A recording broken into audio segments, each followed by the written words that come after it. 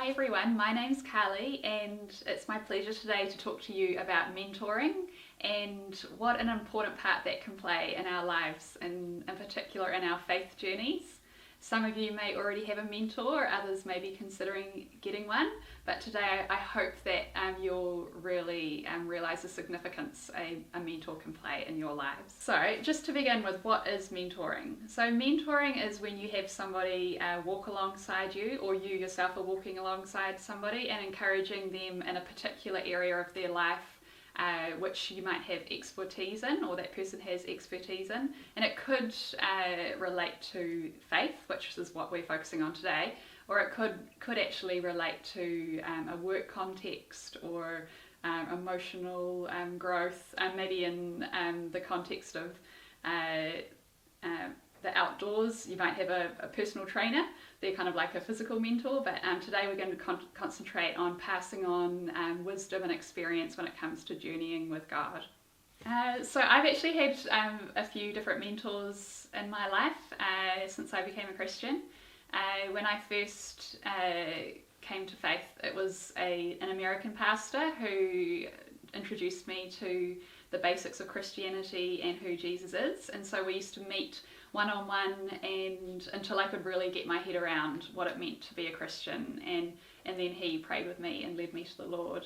So that was when I was 21. I was at university in Japan and my life has never been the same since, and I keep looking back and remembering that pastor very fondly. The next person was a Japanese young woman who she really discipled me as I prepared to be baptised, and we used to meet once a month in a cafe, and we used to do a study together, and she helped me in what it looked like to live out the Christian life. So we talked about how to pray, how to read the Bible, and just the importance of becoming part of a Christian community, things like that. The next person who really stands out as being a mentor in my life was an American missionary. She was the pastor of she was the wife of one of our pastors, and I never asked her to be my mentor, but she really fell into that role naturally because I really respected her, and I liked spending time with her and her family. I used to invite myself over, and then eventually we decided to do a study together. We chose a book which was going to help me grow in my faith life, and we used to study that together, and she always used to pray for me. Okay, little break. That's awesome. I've also had quite a few counsellors over the years who you might not call a mentor usually, but they've actually really helped me grow in my life. They've helped me become more aware of who I am, how my upbringings, my childhood, my teenage years, my first family, how they really impacted me on the trajectory that I was sent on as a young adult. And yeah, so meeting with various counsellors, they've helped me to become more self-aware and helped me become a better wife and mother and friend. So I actually put them in the mentor category as well. Then I would say prayer partners. So even though my prayer partners have been my peers, they've often been friends who have been Christians for longer than me or have a different way of praying, and so I've learned a lot from them and grown with them. So sometimes I've met with one friend regularly, sometimes there's been three of us, we've had like a prayer triplet, but they've really mentored me as well and helped me go deeper in my relationship with God. I'd also say that having a priest who is like a regular confessor can be like a mentor. Going to the same person, you can't always go to the same priest for confession, but if you can, I think you can there's a sense of continuity and accountability maybe as well, because that priest can keep speaking truth and direction into your life. So if you can, I recommend finding a priest who you can meet with regularly like that. And then I think, and also in a work capacity, I was working at the John Paul II Centre for Life as a pregnancy counsellor, and so I used to work with women who had crisis pregnancies, and so I had a supervisor. So I used to meet with somebody specifically to talk around various cases, and that was very helpful for me to kind of debrief and sometimes like troubleshoot how to work with those women, how to help them, and also it was a good opportunity for me to download and to have support, and that supervisor was a Christian, so they would always pray with me as well. So that was in a way a mentor in my ministry life, in a specific area, so that was fantastic as well. Lastly, spiritual directors. This might be an obvious one. When I was at Bible college, I took a great paper on personal spirituality and learned about how it can be fantastic to have a spiritual director. So my first two spiritual directors I found through Spiritual Growth Ministries, and then my current spiritual director, since we've moved down to the South Island, is Sister Claire from the Beatitudes, and she's amazing, and some of you might know her. So it's a real blessing for me to meet with her. We meet on average once a month, and each of those spiritual directors have had a unique way of kind of guiding me, and that's based on their experience and their gifts and talents, and they've all helped me to just come to a better understanding of how God is operating in my life and what He's trying to say to me and how I can use my gifts and talents, and they've always prayed for me too.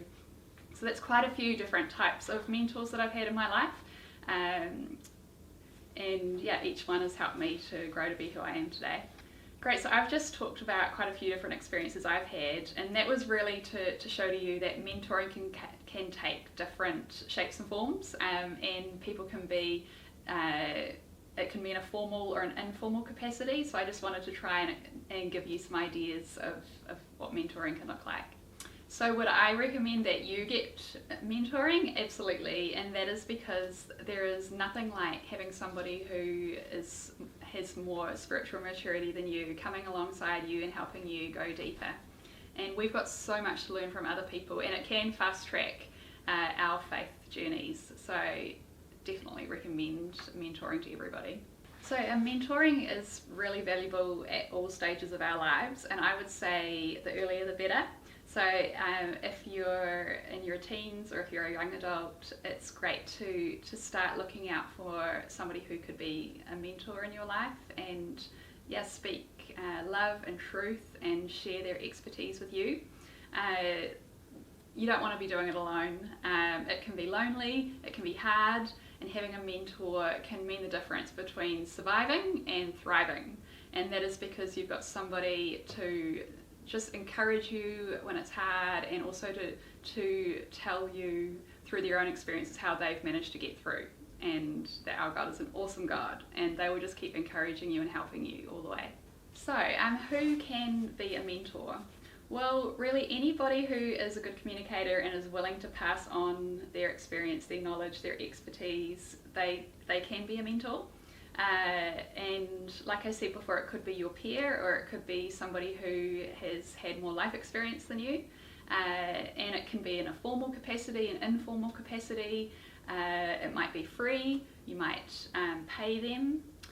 That can look different. So I've had one person who said, you don't need to pay me, and I just left it at that. Another time I really felt moved to give them a donation. Another time somebody had like a set price. And then I've had somebody say, how about you just pay me what you earn in 1 hour? And that was really helpful for me, because sometimes you don't know how much to give. So that can look differently. So usually mentoring is in a face-to-face capacity, and it can look different. It always looks different compared to that mentor's character and their experience. But just as an example, you might meet with somebody once a month for an hour, and when you catch up, you might just give them a little they might open in prayer, and then you might give them an update in how you're going, what's going really well, what you're struggling with. They're usually going to be a great listener. And then they might offer you some advice, and and maybe refer you to a book which might be helpful, or scripture as well, and then it might just give you some teaching or input, and usually wrap up in prayer. And it doesn't have to take long, and I think it's good to arrange the next catch up when you wrap up, so you can align your schedules together and try and make it regular. So you might be asking the question, how do I select a mentor? Well, sometimes mentors just kind of come into your life naturally, like that American missionary's wife. And she was somebody who I really respected and looked up to. So you actually might have people in your life now who are mentoring you, and you haven't even noticed that or been conscious of that. If you're wanting somebody to meet with you in a more formal capacity, you might have somebody in mind who you can ask to do that. Or you might actually need to ask around and see if your friends or can recommend somebody to you. It can take time to work out if that person is the right match for you, because just because your friend is meeting with somebody and it's really encouraging for them, it doesn't necessarily mean that it's going to be right for you. So you do need to allow a time of discerning whether that person is a good mentor for you. So you might want to just have in the back of your mind, I'm going to meet with this person 2 or 3 times and just see how it goes before committing. And you can say that up front, say I just want to meet and see if this is right for me. And so when you do meet with somebody for the first time, you'll talk about those kind of things, your expectations, what you want to get out of it, how often you might meet, where you're going to meet, how you're going to arrange your catch-ups together, payment, things like that. The most important thing that I would look out for in a mentor is somebody who you can respect and somebody who you know is further down the journey than you, so that you've got something to learn, and somebody also who you know is going to keep your confidence, so what you share in that time, your time together, is not going to be shared with anyone else. Yeah, so I'd really say that when you're looking for a mentor, you want to find somebody who you have a rapport with, somebody who you can naturally talk and share with, and somebody who you feel is encouraging you and building you up. You want to feel like you're being challenged and growing, so that time is meaningful and helpful to you in your faith journey. Great, so when you do find the right person and you're wanting to start meeting with somebody regularly, you don't usually say to somebody, I want you to mentor, could you please mentor me for a year? Or it's usually, I found it's open-ended. And so you just start on that journey together, and you just need to kind of keep assessing along the way. Sometimes somebody might move away and it naturally comes to an end, but other times you just might find that you've grown or you've moved on, and that time together is not as beneficial to you as it once was, and that's totally okay, and meeting together can naturally come to an end. Great, so I've mentioned it a little bit around some of the boundaries and mentoring, and at the beginning you set up those main things like how often you meet, where you meet, how you communicate. So your relationship with your mentor is unique. It's not like sitting down with a friend having a cup of coffee and you take turns talking about what's going on in your lives. That mentor is really there to invest in you, to listen to you, and to help you. So when I meet with Sister Claire, we don't sit down and have a big chat about what she's up to and what's going on at the Beatitudes. We save that for after we've finished our time, our catch-up time. And so just during that time when she's giving me the spiritual direction, we'll open in prayer, we'll focus on really what God is doing in my life. She'll help me see things in a new way, she'll add new input, and we'll wrap up in prayer. And that is a separate time to like chit-chat like friends. So it is good to, I think, segregate that time and have that boundary of when you're actually in that mentor-mentee relationship. And you will find that some mentors do grow on to be friends as well, but you're not starting out like that. That person is really putting that time aside to to help you and to invest in you. So it's important where you meet. So you want to be somewhere which is quiet. You might go maybe slightly neutral. You might welcome them into your home, but I've met with people in cafes or at the Beatitudes in the retreat centre.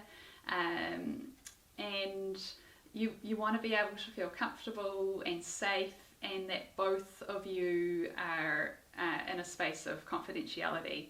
And that's really important, that what is shared just stays between the two of you.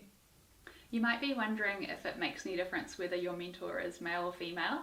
Well, I would definitely say that if you're a female, then look for a woman that you really respect and can learn and grow with. And same if you're a male. Obviously, it's a bit different if you have a priest as a spiritual director, because there is naturally that boundary of priest and not a priest. But if you have a mentor in a different capacity, go for somebody of the same gender as you, and that way you'll naturally relate to each other more easily and have similar life experiences. Cool. So, are you wondering if you can be a mentor? Well, you definitely can be. We all have unique experiences and areas of knowledge that we can pass on to others, and if somebody asks you to be their mentor, I would encourage you to seriously consider it. Be prayerful, discern, but don't just throw away that opportunity. Don't dismiss it straight away. You might already be naturally mentoring others around you. They might be your peers or somebody younger than you, and that's awesome. And there might be a time where somebody says, do you think we could meet regularly? And I'd say go for it. And you've got nothing to lose. I'm sure you'll be encouraged and strengthened in your faith as well. I can only recall a couple of times where I've officially been asked to mentor. One was with a girl who had recently become a Christian, and I knew her quite well, but I'd been a Christian for a bit longer than her. So it was great to meet with her and encourage her in her journey. And I'm sure if you're a youth leader, there might be somebody in your youth group, or there might be somebody around you who you could just come alongside and just give them that extra input to encourage them as they start on their walk with the Lord. And you might also have similar life experience where somebody might call on you and say, I think you've been through this as well, can you help me out? Like I said before, I became a Christian in Japan. I was at university studying in a second language, so I had the opportunity to help a Japanese girl at Bible College in New Zealand, and that was cool because we had the opposite experience. I knew what it was like to study in another language and those trials and tribulations, so it was great. I met with her once a month and just troubleshot with her about her issues, and used to pray with her, so that was great. Yeah, so I really encourage you to give it a go. So as we wrap up our time together, I just wanted to say again how I think spiritual mentorship is invaluable, and you've got so much to gain by having somebody come alongside you and help you. Much better to walk with someone than alone. And have you noticed that Jesus modelled spiritual mentorship himself? Think about him with his disciples. He welcomed them, he helped them. Yes, there was that master-servant relationship, but there was no authoritarian slant to it. He just helped them grow. I mean, he lived and oozed obviously his life because of who he was. And notice how as we get towards the end of the Gospels, Jesus calls the disciples his friends. So they really grew. There was a warmth to that relationship, and they shared. And from my experience, the people who have mentored me through my life, they have become friends, some of them lifelong friends. And now there's even times where I get to encourage and inspire them too. So it's exciting, actively seeking out people who you can walk the walk with and grow together. So I just encourage you in your faith journey and look forward to hearing from any of you if you've got questions. I'd love to encourage you, and God bless you all.